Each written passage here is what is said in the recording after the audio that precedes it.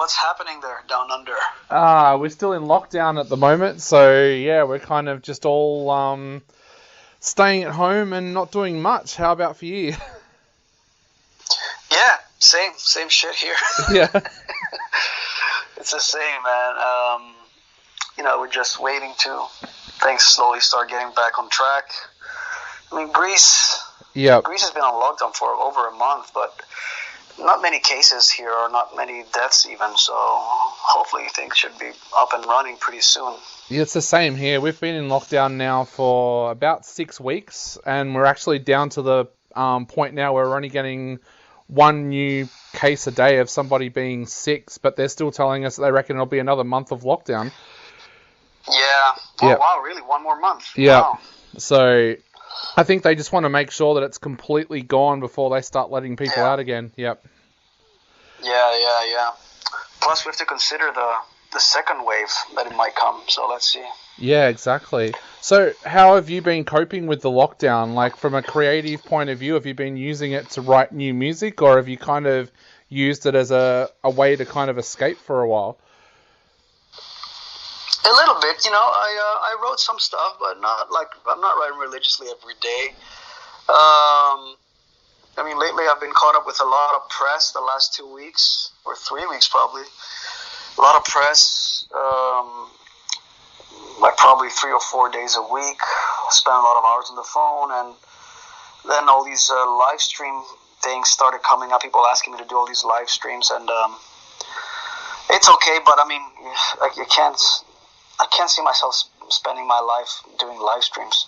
Yeah.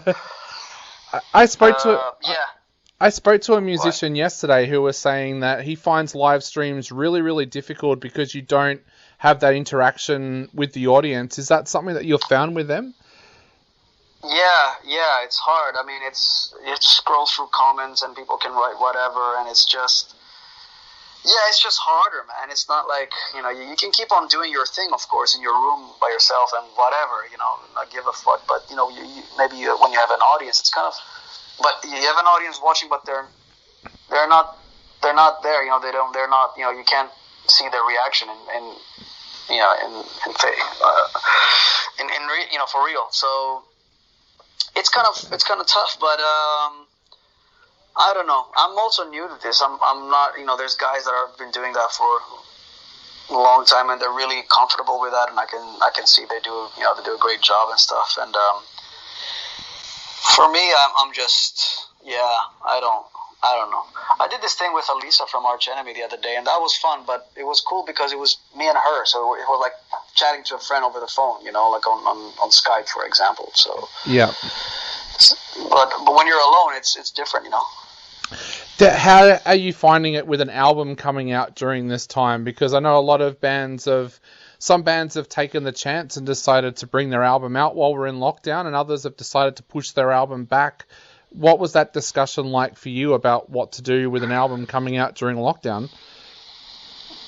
Yeah, it was, you're right about this. I mean, a lot of people have been scared and they moved their releases, and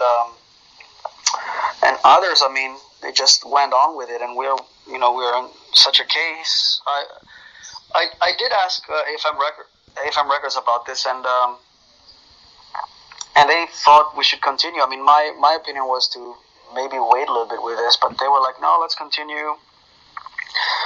To me, the main problem is, like, it's not about, like, okay, putting out an album, not going on tour. That's the least problem. I think the main problem is, can we get the physical records to the people that would like to have them? I mean, can you ship stuff overseas? Like, can you ship records to Australia? Can you ship records in America? Like, so this is my main question, like, and or even in Europe, like, are shops going to be open? And but they were confident that it's going to work out by mid-May.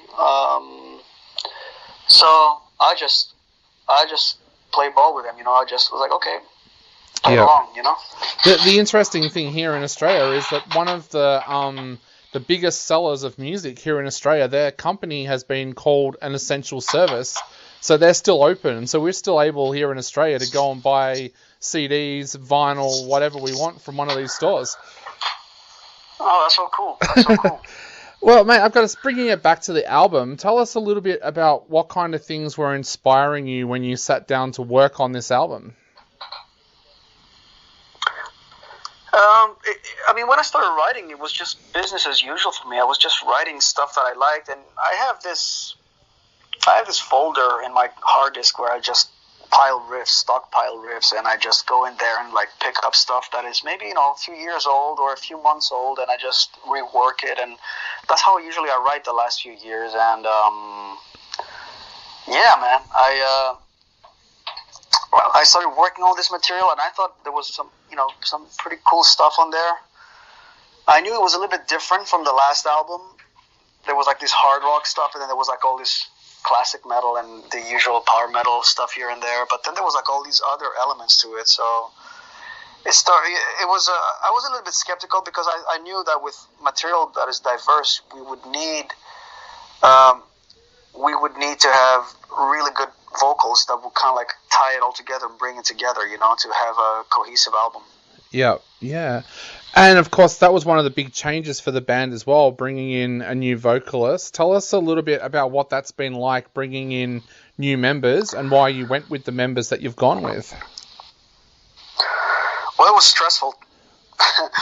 I mean, it's not something that I did not anticipate. I didn't think it was going to happen in the middle of the production, because we had recorded the music, and then we went on tour with Queensryche in Europe, and like in the middle of all this, I realized something is wrong here, and I realized that probably things are not going to work out, and I came back home after the tour, and I had to make the decisions. First of all, our keyboard player was not up for touring much anymore, so I was like, you know what? Maybe you should stay home then. And he's like, yeah, I want to start my own studio and stuff. And Bob was with us for like 15 years, but it was a chance for me to sort of reimagine the band. It was an opportunity. That's how I saw it. And in regards to the singer, there was stuff happening. I mean, he had some small health issues, and he was also not sure about future touring and stuff. And yeah, for me, that was like obviously against the totally opposite from the ideas and the plans that I had for the band. And I mean, that's what happens, in life. People have different things they want, and they see themselves differently down the line, and that's totally fine, man. But I had to continue. Yeah. It is such a big thing, because a band is like a family. How do you go about making sure that you're bringing the right people into the band, not only from a creative point of view, but also from that kind of family point of view as well? Well, first of all, that's why I decided to continue as a four-piece. I didn't want to bring another keyboard player. Yep. Somebody I didn't know. And I was like, well, I played the keyboards on the album myself anyways, and I thought, well, maybe we should just cut down the keyboards anyways, because I wanted to do that for a while now. I just thought there was like just a lot of keyboards all over the place, and Firewind is a primarily a guitar-driven band.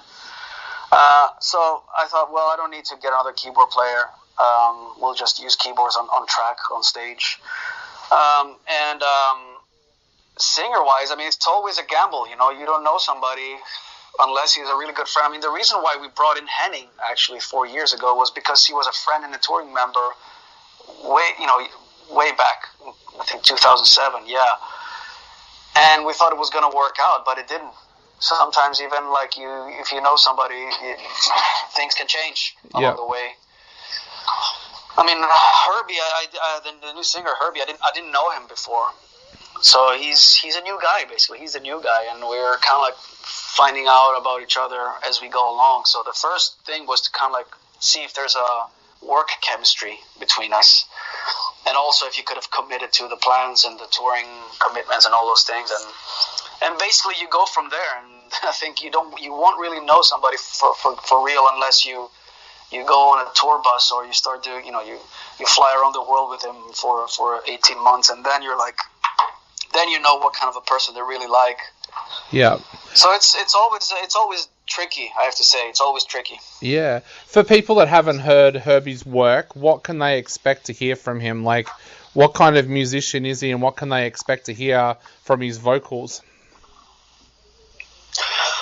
Well, I'd say he's an amazing vocalist. He's probably the best singer we've had so far. I mean, all of them that we had in this band, they were great guys, great singers. But Herbie's the guy he can, like when I first heard him, he reminded me of our early days, like the first singer we had, Stephen Frederick. So he has that kind of like raspiness and roughness to his voice, which is great. He reminds, he connects perfectly with the past. But at the same time, he's so diverse. He can sing really melodically, and has a lot of soul in his performance. So people will get to hear a lot of things on this record. It's not like a one-dimensional album, but still, I think he brings a lot of fresh elements to the table. So, yeah. Definitely. So, what are your plans for when you get out of lockdown? Are you guys looking to head back out onto the road and do a tour? And is there any chance that we might even see you guys in Australia one day? Well, always the first thing is the tour. Yeah, I mean that's what we do.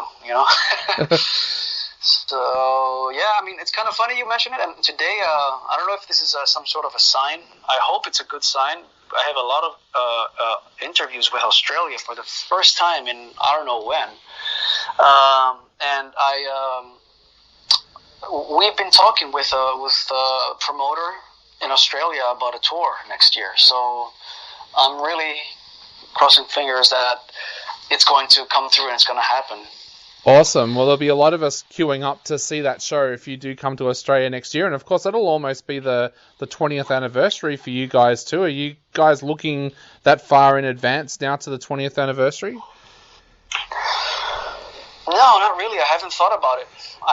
Because there was a big change this year. This new album is like a fresh start. So I didn't think about anniversaries. I kind of like thought about starting over again. To me, this is like almost like a new band. You know what I mean? Yeah. It's still the band that has been around for so long, but it's still like a new introduction. So I'm not sure if we're gonna do something about the 20th anniversary, or so to speak. I mean, maybe by that time, that'll be like the time when touring business gets back to normal in 2022. So I'm not sure if it's going to be appropriate to do stuff like that, or if we're just going to pick up where we left off and basically complete the touring cycle for this album. Yeah.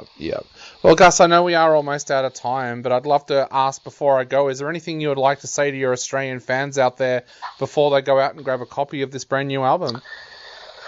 Well, I hope everybody stays safe, first of all.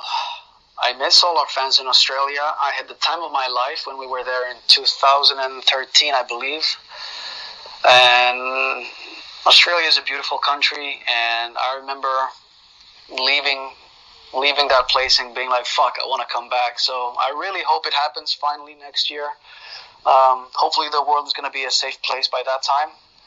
And I hope people can check out our new album. Yeah. Definitely. Well, mate, thank you so much for chatting to us tonight. It's been an absolute pleasure, and congratulations again on such a fantastic album. Thank you so much. Thanks for the interview. Not a problem, mate. You stay safe, and hopefully we do get to see you next year. You too, Dave. Thank you. All right. All the best, man. All right, mate. Bye. Bye. Bye-bye.